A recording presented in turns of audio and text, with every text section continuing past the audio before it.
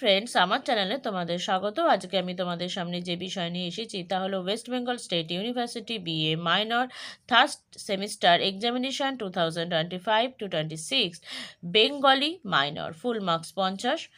প্রথমেই বিভাগ একক একের প্রথম প্রশ্ন, বাংলা শিশু ও কিশোর সাহিত্যের ধারায় রবীন্দ্রনাথ ঠাকুরের অবদান আলোচনা করো, অথবা বাংলার শিশু সাহিত্যের ধারায় উপেন্দ্র কিশোর রায়চৌধুরীর অভিনবত্বের পরিচয় দাও। একক 2, উপেন্দ্র কিশোর রায়চৌধুরী টুনটুনি বইয়ের উপকথা হিসাবে শিশু ও কিশোরদের আনন্দের স্বর্গরাজ্য এই মন্তব্যটি যথার্থতা বিচার করো, অথবা টুনটুনি আর রাজার কথা গল্প অবলম্বনে টুনটুনির বাকচাতুর্যের পরিচয় দাও। একক 3, ঐতিহাসিক বিষয় হলেও রাজকাহিনী কিভাবে শিশু সাহিত্য হয়ে উঠেছে তা লেখো, অথবা রাজকাহিনী গ্রন্থের গোহ গল্পের বিষয়বস্তুর পরিচয় দাও।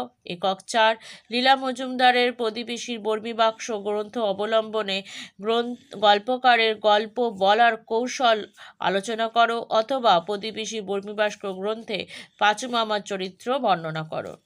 যে কোনো দুটি বিষয়ের এরপরে সংক্ষিপ্ত টিকা আলোচনা করতে হবে। 5 নম্বর করে রয়েছে। টিকা লেখো, আবোল তাবোল অথবা পাগলা দাশু অথবা হযবরল। 2, টুনটুনি আর নাপিতের কথা গল্পের বিষয়বস্তু সংক্ষেপে লেখো।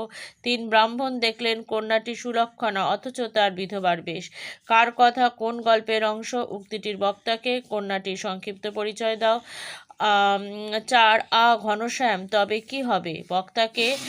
কার উদ্দেশ্যে এই উক্তিটির কারণ কি?